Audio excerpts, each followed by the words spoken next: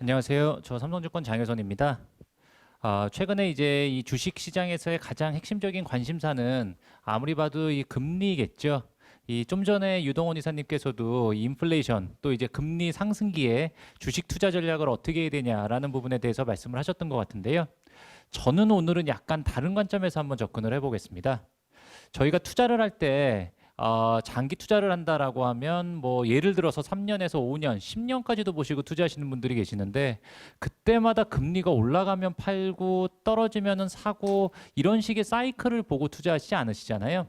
저희가 아파트를 볼 때도 뭐 전체적으로 저금리가 유지되겠지 정도의 느낌으로 아파트를 사시는 거지 또 내가 살고 싶은 지역, 앞으로 발전 가능성이 높은 지역을 보고 아파트를 매매를 하시지 아주 단기적인 그러한 전망을 보면서 매매를 하시는 게 아니기 때문에요. 한번 보시죠. 2021년에 주식시장의 주요 키워드가 이 컨택트냐 언택트냐, 달러 강세냐 달러 약세냐, 인플레이션이냐 디플레이션이냐, 신흥국이냐 선진국이냐, 이제 이런 여러 가지의 이런 키워드들이 있고 이 안에서 저희들은 반드시 선택을 해야 되겠지만 저는 개인적으로는 이런 식의 뷰는 작년 말에 저희가 봤던 거랑 지금 봤던 거랑 다르고요. 또 6개월 후에 저희가 지금 생각하는 거랑은 달라질 가능성이 있다 보니까 그런 식의 형태가 아니라 매크로 환경을 아예 무시하고도 지속적으로 좋아질 수 있는 기업이 어떤 기업이 될 것이냐. 금리가 앞으로 여기에서 2%, 3%포인트가 더 오른다라고 하더라도 또 세계 경제가 안 좋아진다고 하더라도 계속 좋을 수 있는 기업이 어떤 기업이냐. 이런 부분을 한번 찾아보는 시간을 갖도록 하겠습니다. 먼저 재밌는 현상을 한번 보면서 이야기를 한번 해보시죠. 이 작년 말 아닙니다. 죄송합니다. 올해 연초에 사실 상당히 의미 있는 이벤트가 있었습니다. 저는 개인적으로 그런 이벤트를 이 쿠팡의 IPO라고 생각을 하는데요. 이 쿠팡이 IPO가 상장 가격이 상당히 높게 시작을 해서 물론 지금은 그때 최고점 대비 거의 반토막의 가격으로 떨어져 있습니다만은 한국의 자본시장에 상당히 중요한 임플리케이션을 쿠팡의 IPO가 제공을 했었다라고 보실 수 있을 것 같습니다. 그 이유를 한번 볼까요? 제일 첫 번째, 이익보다는 성장성이라고 하는 것이 훨씬 더 중요한 지표다라고 하는 부분을 투자자들한테 각인을 시켜줬다는 것이죠. 그래서 소위 말하는 저희가 이 밸류에이션이라고 하는 것을 프라이스 투 어닝, 뭐 프라이스 투 북 이런 식으로 많이 봤는데 이제는 듣도 보도 못한 프라이스 투 드림 레이시오다.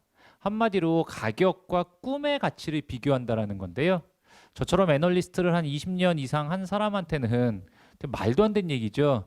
왜냐하면 기업의 가치라고 하는 게 그래도 가장 근본이 있어야지 그것을 가격으로 환산을 할 수 있는 건데 야 나는 이렇게 꿈을 꾸고 있으니까 이 기업의 가치는 이만큼이어야 돼 라고 이야기를 한다는 것인데요.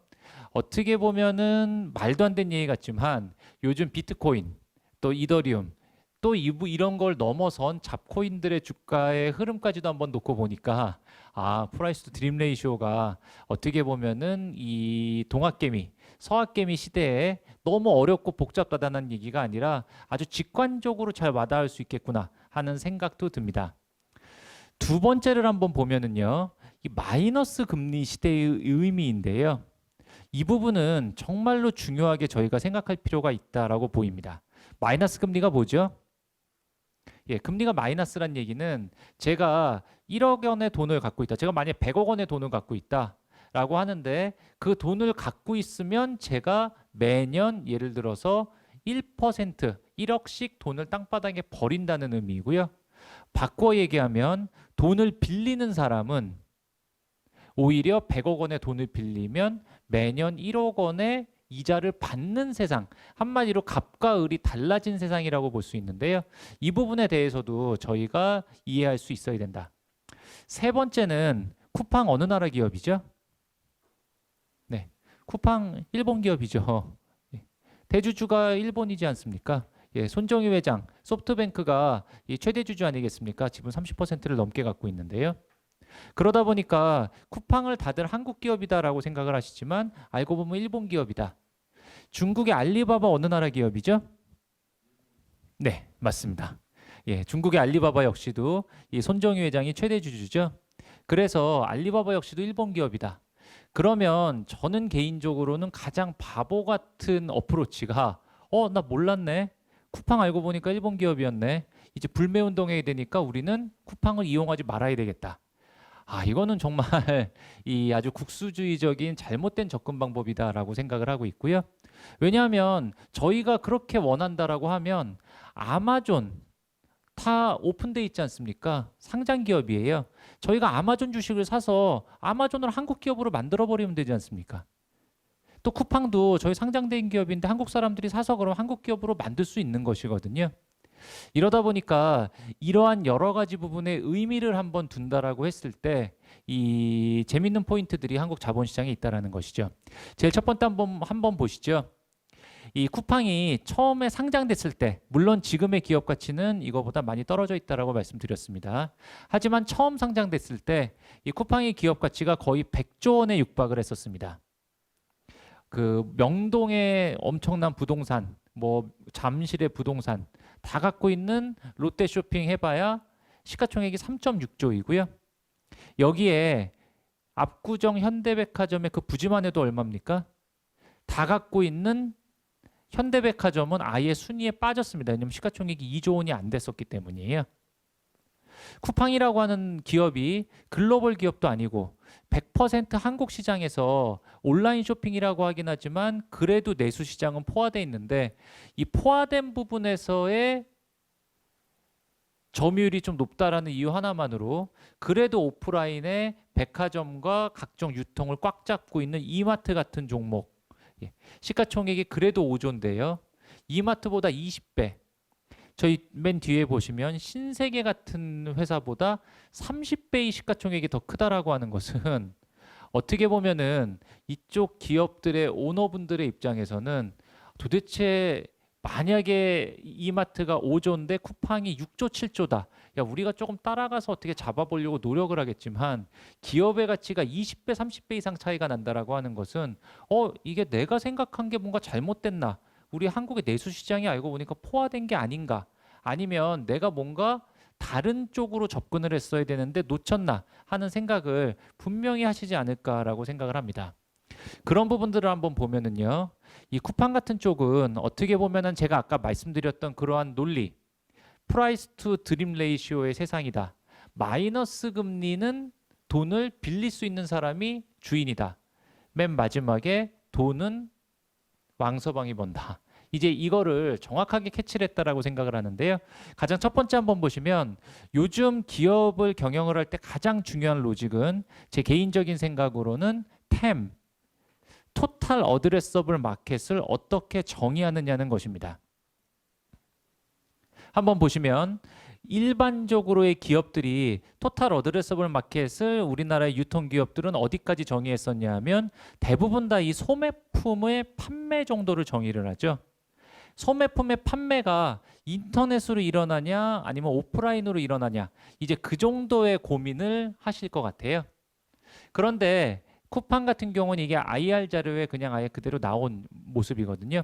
소매품 거기에다가 음식료 그 다음에 요식업 뒤에 한번 놓고 보시면 광고 같은 부분들까지도 내가 나의 토탈 어드레서블 마켓이다라고 정의를 해버린 것이죠. 유튜브 같은 것도 마찬가지라고 생각을 합니다. 유튜브가 처음에는 그냥 아주 간단한 컨텐츠 정도로 올려주는 그런 모습이었다고 생각을 했다가 토탈 어드레서블 마켓이 유튜브가 검색 엔진에서부터 나중에는 언론사의 기능까지도 다 내가 가져가겠다라고 하다 보니까 그런 식의 시장의 기업 가치가 다 이쪽에 붙어버린 거예요. 이 마지막에는 금융, 뭐 쿠팡페이와 같은 그런 금융 쪽까지도 같이 붙어버리면서 그런 회사들의 기업 가치 시가총액을 쿠팡이라고 하는 기업이 빨아들였다라고도 해석을 하실 수가 있을 것 같습니다. 거기에다가 사실 이 포인트도 상당히 재밌죠. 제가 아까 말씀드렸던 마이너스 금리의 의미가 무엇인지를 다시 한번 보실 필요가 있습니다. 마이너스 금리를 한번 보시면은요. 2008년 극단적인 금융위기가 한번 왔었을 때 왔었고 2010년대 초반에도 한번 왔었었고요. 코로나가 오면서 이 마이너스 금리가 도래했는데 놀랍게도 요즘 시장이 상당히 정상화되어 있다라고 느끼시겠지만 마이너스 금리가 요즘도 상당히 심한 국면입니다. 마이너스 금리 의미 아시죠? 은행에다가 예금을 맡겼을 때 1%의 금리를 주니까 마이너스 금리 아니네 라고 생각을 하실 수도 있겠지만 그게 아니라 인플레이션율, 저희가 보면은 예를 들어 집값이 너무 많이 올라가는데 은행 예금 1% 갖고 있으면 벼락거지 된다라는 말이 바로 이 마이너스 금리의 의미인데요. 약간 테크니컬하게 들어가면 미국 국채 10년물이 최근에 보면 1.5에서 1.6 사이를 왔다 갔다 하는데요. 미국의 인플레이션의 기대값이 대략 한 2.5% 정도가 되고 있기 때문에요. 마이너스 금리는 지금 마이너스 1% 정도 될 정도의 상당한 마이너스 금리의 세상이 아직도 유지되고 있다. 그래서 그거의 결과로 수많은 언론들이라든지 많은 젊은 층들이 좌절하면서 나오는 벼락거지라는 얘기가 바로 여기에서 출발을 했다라고 보시면 되겠습니다. 계속 말씀드립니다. 이런 세상에서는 돈을 현금으로 갖고 있으면 땅바닥에 버리는 것이고 돈을 빌릴 수 있는 사람이 능력자예요. 예를 들어 독일의 국채금리가 마이너스 1%까지도 간 적이 있었는데요.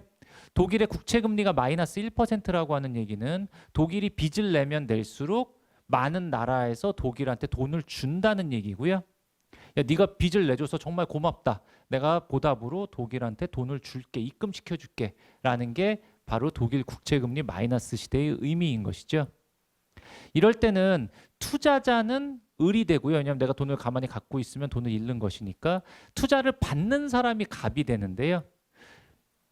김은희 작가가 제가 개인적으로 가장 좋아하는 작가입니다. 저는 한국 드라마보다 미드를 상당히 선호하는데 이 시그널은 정말 한국 드라마 같지 않게 너무나도 잘 만들었던 드라마였고 스토리는 그냥 그랬다라고 생각할 수도 있지만 저는 킹덤 이런 것도 상당히 좀 재밌게 봤었는데요. 김은희 작가가 넷플릭스하고의 호흡이 어땠냐라는 부분에서 기자회견을 한번 했는데요. 기자회견을 할 때 넷플릭스와의 작업이 어떻냐고요? 이렇게까지 간섭 안 해도 되나 싶을 정도로 정말 일회 간섭도 안 하고 돈만 주더라. 약간 밥 잘 사주는 이쁜 누나 같은 그런 컨셉이라고 해야 되나요? 넷플릭스는 알았던 것 같습니다. 내가 갑인데, 내가 돈을 주는 갑인데 나는 알고 보면 을이고 김은희 작가가 나의 돈을 받아줘서 나는 고맙다. 이게 바로 갑과 을의 관계가 바뀐 것에 가장 잘 적응한 모습이 아닐까. 만약에 넷플릭스가 여기서 갑질을 했다라고 하면 수없이 한국의 컨텐츠를 탐내는 아마존이라든지 애플이라든지 디즈니 아니면은 스튜디오 드래곤 같은 쪽하고 계약을 맺어서 넘어갈 수 있겠죠. 그런 식의 변화가 컸던 것 같은데 이런 식의 부분을 마이너스 금리 시대의 의미를 누구보다 잘 파악하고 있었던 기업 중에 하나가 바로 소프트뱅크가 아닌가라고 생각을 합니다. 그래서 소프트뱅크는 2015년에 약 1조, 2018년에 약 2.2조에서 2.3조의 돈을 부어줬고요. 그래서 지분을 33%를 갖고 있습니다. 저희가 이렇게 아주 쉽게 편하게 이용하고 있는 로켓 배송은 전부 다 소프트뱅크가 돈을 넣어서 마이너스 금리 시대니까 돈을 땅바닥에 버린 거죠. 그래서 2017년, 18년에는 적자 규모가 1조 원을 훌쩍 넘었고요. 작년에도 적자 규모가 5천억 원에 달했을 정도로 돈을 아예 땅바닥에 버려버렸는데 롯데그룹과 신세계그룹이 몰라서 안 한 건 아니고 돈이 안 되고 돈을 버릴까 봐 못했던 건데 그렇게 하다 보니까 기업의 가치가 100조가 되면서 소프트뱅크의 지분 가치가 33조. 나는 3조의 돈을 넣었는데 33조. 3년에서 5년 만에 10더블의 돈을 튀겼다라는 것이죠. 그러다 보니까 어떻게 보면은 딱 이 모습일 것 같습니다. 한국 기업. 또 여기는 꼭 한국 기업만 들어가는 것 같지 않아요. 한국의 가게도 들어간다. 한국 자본의 미래가 바로 이런 데 있지 않을까라고 생각을 합니다. 무슨 얘기냐면 현실에 안주하며 정체. 손정희 회장 보십시오. 이제 연세가 70 가까이 되셨죠. 더 이상 자기의 노동력으로 열심히 뛰어서 일을 해가지고 노가다에서 돈 벌 수 있는 나이는 지났잖아요. 하지만 사람이 나이가 든다라는 건 무엇이겠습니까? 이제 힘은 없어졌지만 돈은 많아지는 게 자연스러운 세상의 이치죠. 그래서 현실에 안주하며 정체한다라고 하는 얘기를 꼭 나쁘다라고 해석을 하기보다는 안정적이고 그냥 좋다라고도 안주하면서 충분히 잘 살 수 있습니다. 하지만 거기서 머물 것인지 나는 이제는 자본력이 있지만 자본력이 없고 혁신이 있는 그 기업들한테 돈을 넣어주면서 나의 새로운 비즈니스 모델을 찾는, 이제는 자본가로서의 비즈니스 모델을 찾는 것이죠.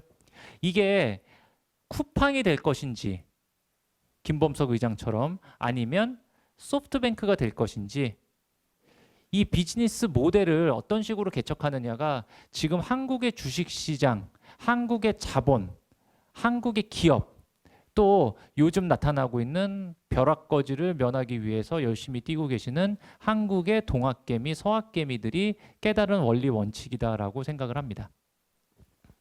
저도 애널리스트 오래 했고, 사실 재작년 한 2년 전, 3년 전까지만 해도 저는 뭐 100% 기관 투자가들, 국민연금이라든지 아니면 해외에 나가서 피델리티라든지 캐피탈과 같은 기관 투자가들만 만나서 한국의 자본시장에 대해서 설명을 하고, 이게 개인들이 투자하기에는 상당히 위험한 시장이다라고 계속 생각을 했었는데, 요즘 와서 보니까 정말로 그렇지가 않거든요. 왜냐하면 이런 수많은 유튜브 방송이라든지 이런 부분을 통해서의 이 지식의 접함도 마찬가지고, 또 어떻게 보면 투자라고 하는 것은 인베스트먼트 호라이즌, 얼마만큼의 이 시간의 여유를 두고 투자를 하느냐인데, 기관 투자가들보다는 오히려 이 돈 많은 개인 투자가들이 이쪽 부분에서의 시간적 여유가 많다라고 느끼고요. 저희가 강남 재건축 아파트 갖고 있는 것처럼, 그래 자꾸 세금 때려? 그래 나는 그러면 어차피 이거 안 팔 거니까 내 자식한테 물려줘가 요즘의 컨셉이죠. 주식도 이렇게 큰 그림에서 좋은 느낌이 있으면 당장 지금 유가가 엄청 오르고 금리가 오르고 뭐 이러면 주가 좀 빠질 수 있겠죠. 금리 좀 오르면 예를 들어 압구정 현대아파트 잠깐 빠질 수 있겠죠. 하지만 압구정 현대아파트 어디 안 가죠. 그런 식의 느낌으로 저희는 접근을 해야 되는 게 바로, 특히 정보력이 좀 부족하고 매일 밤에 열려서 저희가 대응하기 쉽지 않은 해외 주식을 투자할 때의 마인드가 돼야 된다. 제가 오늘 그런 혁신적인 기업들, 계속적으로 변화하는 기업 6가지를 보여드릴 텐데요. 그 중에 첫 번째 기업이 지금 이 말 나온 김에 소프트뱅크, 먼저 한번 말씀을 드리겠습니다. 이 손정희 회장은 어떻게 보면은 이 좌충우돌 투자가의 대명사인 것 같아요. 저희가 아까 쿠팡도 대성공을 했으니까 이렇게 얘기하지만, 불과 몇 년 전까지만 해도 저도 이제 손정희 회장이 너무 막무가내로 쿠팡에 돈 다 버려서 저거 쿠팡 좀 있으면 힘들어지겠다라는 생각을 아마 대다수의 언론과 투자자들이 하셨었던 것 같아요. 근데 이분의 가장 큰 강점은 철학이 있다라는 것입니다. 한마디로 투자에 이 패러다임을 읽는 능력이 있다. 투자 실패 사례가 성공 사례보다도 훨씬 많았음에도 불구하고 결과적으로는 대성공한 투자가라고 여겨지는 게 바로 여기에 있습니다. 뭐냐? 1990년대를 한번 보시면은요. 네. 1990년대를 한번 보시면 이게 바로 이 소프트웨어에서 인터넷의 세상으로 처음으로 변할 때였죠. 인터넷이 뭔지도 잘 모르고 저희는 PC 통신이라는 거 정도로만 알고 있었을 때, 야, 이제부터의 세상은 인터넷의 세상이다라고 하면서 야후재팬 조인트 벤처를 만들었고요. 그 유명한 알리바바에 지분을 투자했죠. 그때 뭐 일화가 있죠. 마윈의 얼굴을 보자마자 20분 만에 이 사람은 될 사람이다라고 해서 거액을 쏴줬다는데요. 마윈의 관상이 좋은가요? 예. 저는 마윈의 관상이 너무 안 좋던데, 확실히 이게 훌륭하신 분은 딱 관상을 보고 아셨나 봐요. 그래서 소프트뱅크가 시가총액 1,000조 원에 육박했었던 알리바바의 지분을 33%까지 가져가게 됐었던 것이죠. 최근에는 줄였지만. 2000년대 들어와서는 이제 인터넷은 너무 당연한 세상이 됐어요. 이때도 인터넷 세상이다라고 생각을 하면 당연히 인터넷 세상이지만 이거는 기본 디폴트로 깔려 있는 거거든요. 이때 다시 한번 느꼈던 게 모바일의 세상이 온다. 아이폰이 나오면서부터야 이제 본격적인 모바일 세상이 됐는데, 그때부터 모바일 세상이 온다라고 해서 재팬텔레콤이라든지 보다폰 같은 쪽을 투자를 한 거죠. 90년대의 인터넷이 바로 투자의 철학, 2000년대의 모바일이 바로 투자의 철학이었고요. 그리고 2015년부터 요즘 한국 투자자분들이 느끼시는 바로 그 모습, 이제는 저축 혹은 노동의 세상이 아니라 투자의 세상이구나 라고 저희는 지금 느끼고 있는데요. 그런 세상을 2015년에 간파를 하고 소프트뱅크는 더 이상 통신회사가 아니다. 우리는 전략적 투자 지주 회사다라고 선언을 해서 본격적으로 키우기 시작을 합니다. 그때 쿠팡을 처음 투자를 하기 시작을 했고요. ARM을 인수를 했고요. 비전 펀드 1, 2를 만들어서 어마어마하게 키웠죠. 그래서 이 당시에도 비즈니스 모델을 되게 오랜 기간 했었고 이익이 들쭉날쭉했었는데 안 보이죠? 왜냐하면 올해 한 해에만 50조 원의 돈을 이미 벌었기 때문입니다. 쿠팡에서만 30조의 돈을 벌었기 때문에요. 벌써 돈을 이렇게 벌었다라고 보실 수가 있죠. 아이고, 죄송합니다. 두 번째로 한번 보시면은요. 이러한 이 비전 펀드, 이제는 아예 투자 회사가 돼서 이 펀드 매니저가 된 건데요. 이 비전 펀드가 지속적으로 커서 비전 펀드 1, 2가 이 상장을 한 기업들을 벌써 이 정도로 만들었다라고 보시면 될 것 같고요. 세 번째로 한번 보시면 과거에 이 소프트뱅크의 NAV, 자기의 순자산 가치죠. 순자산 가치가 계속 이렇게 등락이 있었고 2013년 14, 15 때 갑자기 알리바바가 나타난 이유는 이때 알리바바가 상장을 해서 그렇습니다. 그런데 최근에 보시면 소프트뱅크 비전 펀드 1, 소프트뱅크 비전 펀드 2의 가치가 갑작스럽게 증가하는 것을 보실 수가 있고요. 왜냐하면 소프트뱅크 비전 펀드가 본격적으로 자산의 재평가를 받기 시작을 해서 그렇습니다. 그래서 소프트뱅크 비전 펀드 1, 2와 라틴 펀드를 전부 다 합친 게 지금 대략적으로 224개 정도까지도 늘어났다. 어제 신문 기사 보셨는지 모르겠지만 야놀자의 또 손정희 회장이 1조를 투자한다라는 뉴스 어제 혹시 보셨습니까? 그런 식으로 이제는 지금 당장 이제 페드에서 금리 올리면 어떻게 돼? 야 그럼 나 이거 빼야 돼? 이런 컨셉 아니죠. 금리 어떻게 될지 누가 어떻게 알아요. 하지만 미래를 보고 투자하는 이런 식의 모습. 그러다 보니까 바로 이러한 동학개미 운동의 모습을 소프트뱅크가 이미 실천을 하고 있어서 최근의 한국의 모습이, 특히 서학개미의 모습이 이런 한국판 소프트뱅크를 꿈꾸는 그런 많은 투자자들의 생각에 일종의 롤모델이 될 수 있다라고 생각을 합니다. 저희 두 번째 기업을 한번 알아볼까요? 제일 첫 번째 기업, 소프트뱅크는 일본에 상장되어 있는 기업이고요. 저희 두 번째 기업, 이 트랜스포머의 회사들을 한번 살펴보시죠. 페이팔입니다. 밸류에이션 상당히 비쌉니다. 금리 오르면 주가 빠질 수 있습니다. 하지만 이 큰 그림에서 놓고 보면 페이팔의 기업의 가치는 지금 나타나고 있는 이런 모습처럼 꾸준하게 우상향을 할 것이다 라고 생각을 합니다. 페이팔 어떤 회사인 줄 아시죠? 네, 처음에 참 이 앨런 머스크와 그 친구들이 만든 엑스닷컴이라고 하는 회사가 가장 기원이 됐는데요. 1990년대에 손정희 회장이 인터넷의 세상이 온다라고 하는 그런 큰 컨셉을 잡았다라고 아까 말씀드렸는데, 그때 앨런 머스크라고 하는 사람도 정말 천재는 천재인 것 같아요.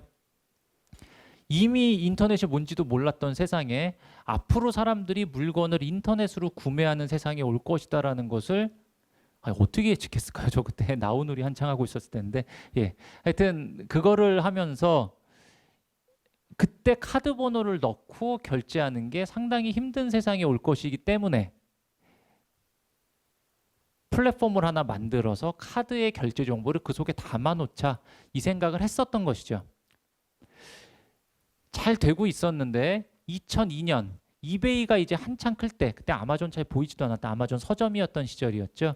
그랬는데 이렇게 이베이가 크고 이러다 보니까 이베이에서 다 쇼핑을 해놓고 결제하는 데만 1시간씩 걸리다가 소비자들이 다 떠나버리니까 이베이가 안 되겠다 싶어서, 요즘도 2조 원 정도 되는 돈은 어마어마하게 큰 돈인데 그 당시에 2조 원의 돈을 앨런 머스크한테 내고, 앨런 머스크와 그 친구들한테 내고 갖고 온 것이죠.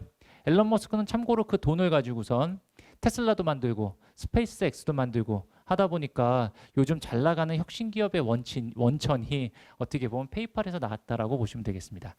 2015년 페이팔은 하나의 변신을 하게 되는데요. 무슨 변신이냐면 이베이의 단순 결제 시스템이었다가 이베이가 아마존에 밀려서 완전히 몰락을 해버리니까 이베이의 주주들이 압력을 가합니다. 야, 너희 회사는 맛이 같잖아.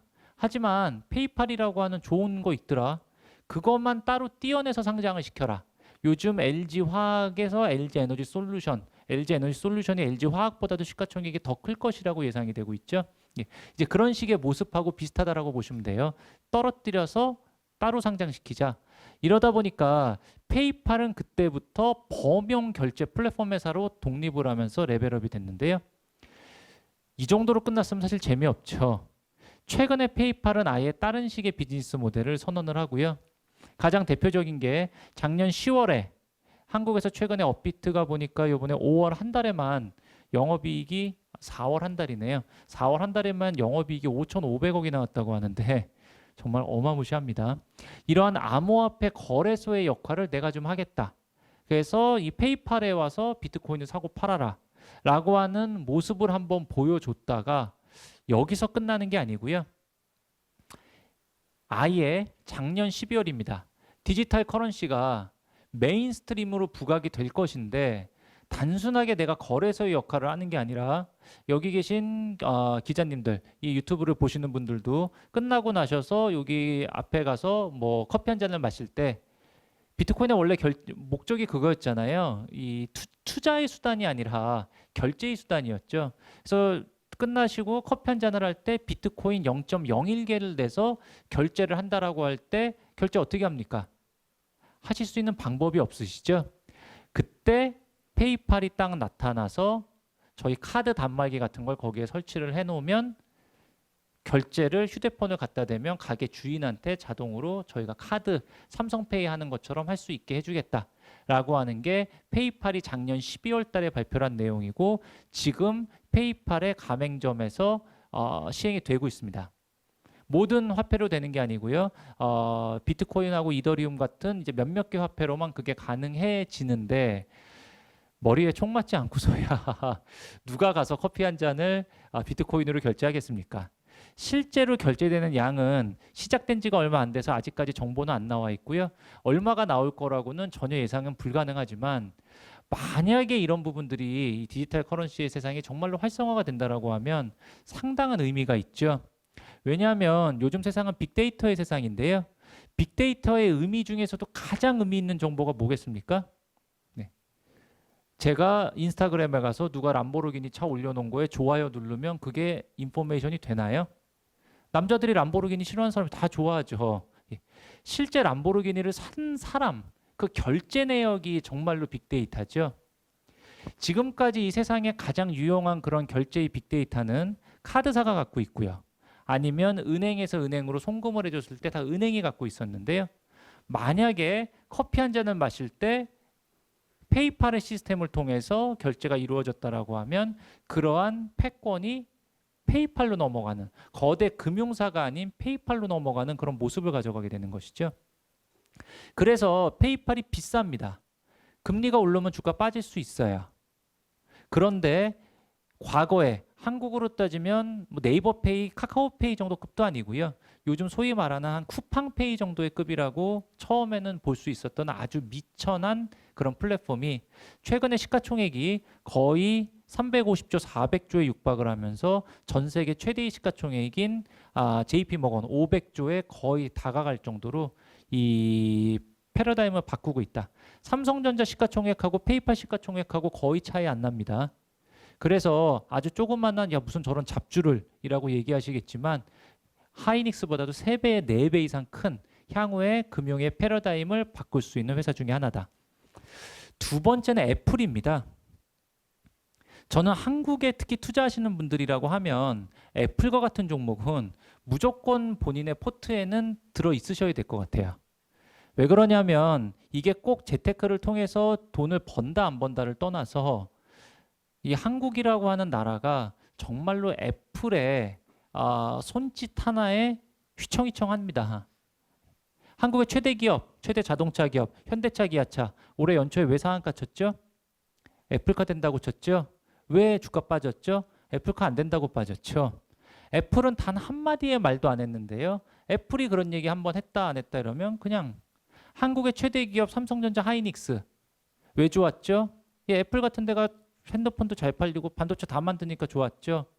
또 애플이 직접 반도체 칩을 만들면서 TSMC에서 위탁 생산을 한다라고 하니까 나중에 그러면은 TSMC가 너무 바빠지면 다른 회사들이 삼성전자의 파운더리를 사용하지 않을까 하는 기대감도 있었었죠. 또 아이폰이 너무 잘 팔리니까 아이폰에 들어가는 메모리 칩 같은 것도 다 들어가죠. 저희가 한국 주식에 투자하시는 분이라고 하면 애플 정도의 주식은 반드시 갖고 있어야 이게 한국 주식을 투자하실 때도 도움이 되지 않겠습니까? 애플은 2,500조의 시가총액, 한국의 GDP보다도 훨씬 더 큰 기업이고요. 삼성전자의 5배에 달할 정도로 정말 어마무시한 기업인데요. 절대 머물러 있지 않습니다. 계속적으로 변화의 모습을 기울이죠.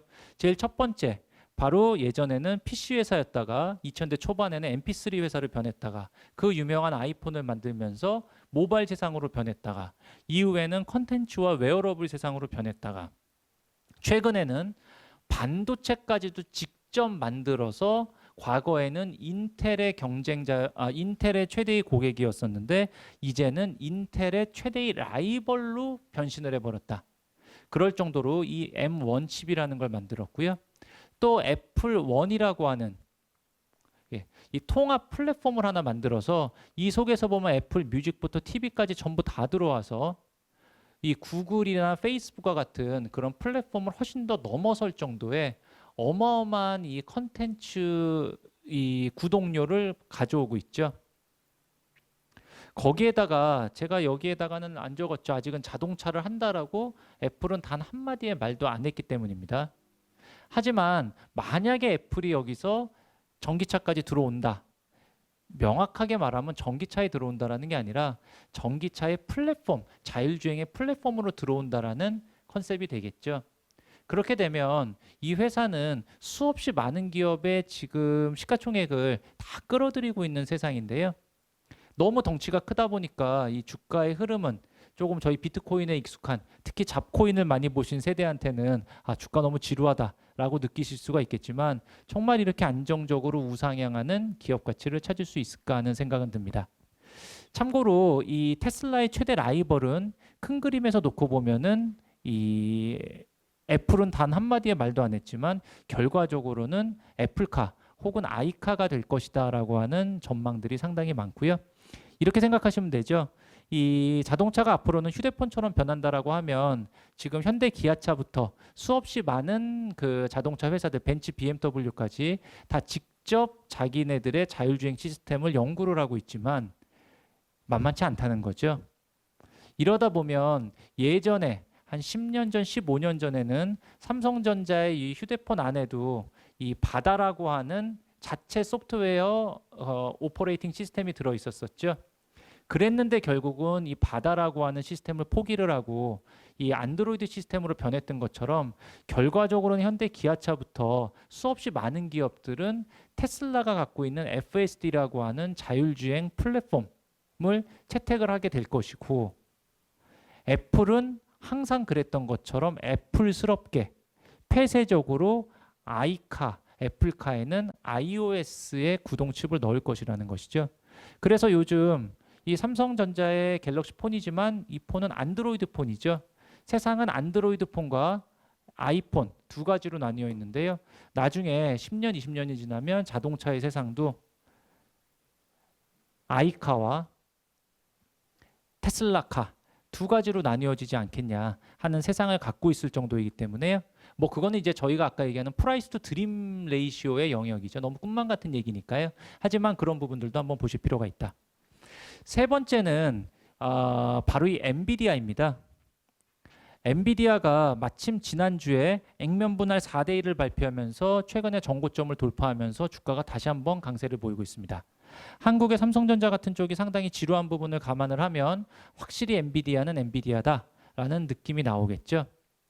이 엔비디아 같은 경우에는 가장 보시면 예전에는 이 GPU 한마디로 게임의 그래픽 시스템 정도, 그래픽 칩을 만드는 회사 정도였었다가 본격적으로 각광을 받기 시작한 게 2017년에 나타났었던 그때 이제 비트코인의 세상이었었죠.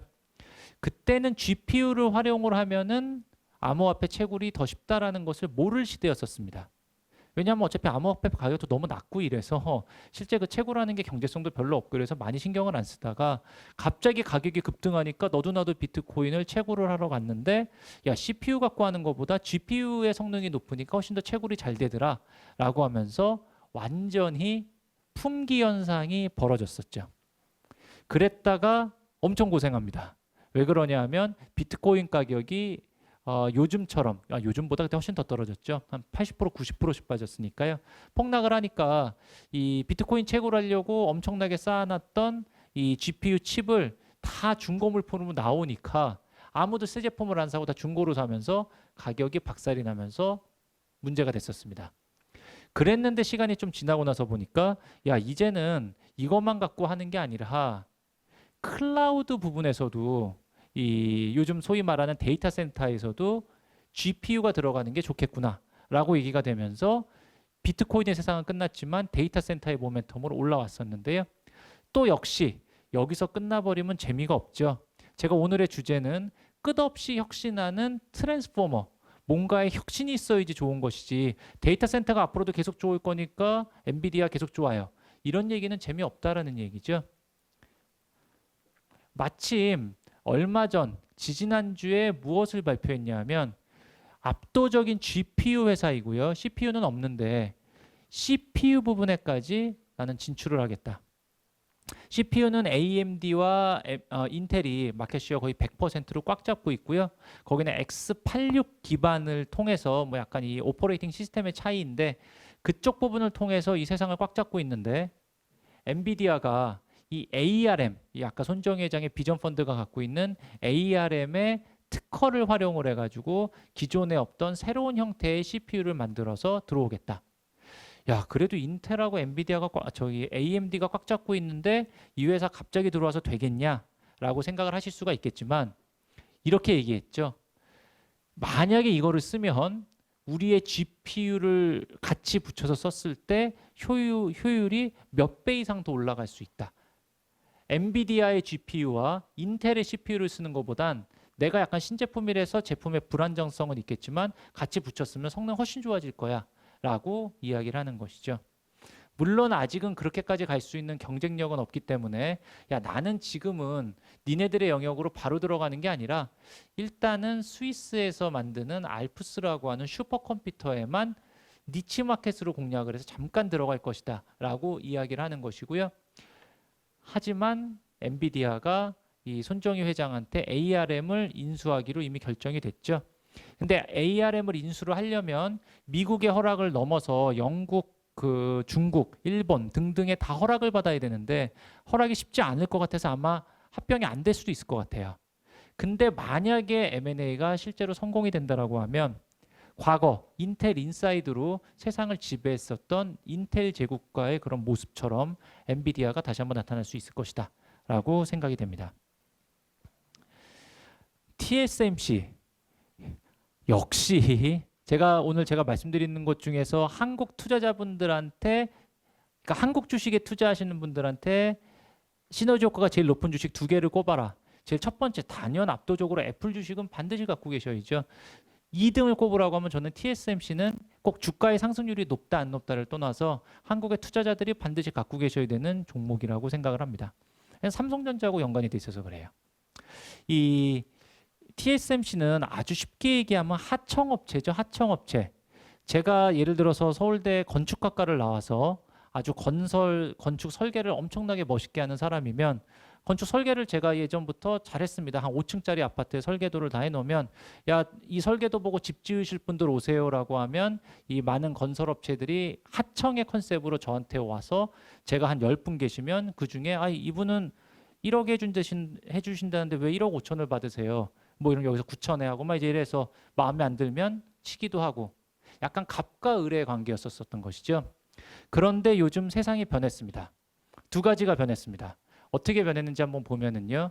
예전에는 5층 아파트만 지으면 되니까 5층 아파트를 설계할 수 있는 사람, 그 지어주실 수 있는 분들은 너무 많아요. 그런데 갑자기 한강 르네상스 같은 역할이 열리면서 한강변의 아파트들이 50층, 60층, 70층으로 올라가 버리니까 그, 그 공법으로 지을 수 있는 건설업자들이 많지 않아지는 것이죠. 지금 이쪽에서 얘기하자면 TSMC하고 삼성전자만이 그렇게 높은 빌딩을 지을 수 있다. 두 번째는 제가 이제 돈 많으신 땅 주인이 저한테 의뢰를 해서 설계를 해가지고 건설을 하는 것인데요. 갑자기 그 의뢰자가 그 땅 주인이 야 장효선, 너 건설 이거밖에 못해? 설계 이거밖에 못해? 야 필요 없어. 내가 직접 설계할게. 이러고선 땅 주인이 직접 나와서 제 옆에서 설계를 같이 한다라는 것입니다. 야 설계는 안 어려워. 어차피 그냥 집안에서 공부 하는 사람만 있으면 되잖아. 짓는 게 어렵지. 50층, 100층짜리 짓는 게 어렵지. 이런 모습이 되고요. 그럼 그 돈 많은 사람이 누구죠? 이분입니다. 이분. 예. 애플 같은 회사. 원래는 저한테 의뢰를 해서 제 반도체 사가던 사람이 야 다 필요 없어. 내가 반도체 직접 만들 거야. 이러고선 야 장효선 너 빠져. 내가 바로 건설업자랑 직접 얘기할 거야. 하는 세상이 돼버렸다는 것이죠. 애플만 그런 게 아니고요. 구글이나 아마존과 같은 수많은 기업들이 다 이런 식으로 가버리니까 예전에는 하청업체 한마디로 을이었었다가 지금은 을이 아니라 슈퍼을 어떻게 보면은 갑을 완전히 좌지우지하는 갑 중에 갑이 돼버린 그런 셈입니다. 그래서 전 세계 이 파운더리 시장에서의 마켓 쉐어를 삼성전자와 이 TSMC가 거의 두 회사가 가져가고 있고 향후에 이 최선동 공장 5나노, 3나노, 2나노, 나중에 1나노까지 가게 됐을 경우에는 그때는 이 두 회사밖에 안 남을 거라는 거예요. 그냥 나머지 회사들이 이미 10나노 이하에 들어오는 것을 이미 포기한 상황입니다. 이거는 돈이 너무 많이 들기 때문에 들어갈 수가 없어요. 거기에다가 세계 최고의 파워맨이 누구죠? 바이든이죠. 바이든 보십시오. 대만에 청구서를 내밀었는데요. 야, 우리나라 자동차 산업 중요한데 자동차 지금 잘 안 되니까 차 반도체를 제발 먼저 달라. 얼마 만에 한 번씩 요구한다고요? 네, 매일 요구한다고 하는 것이죠.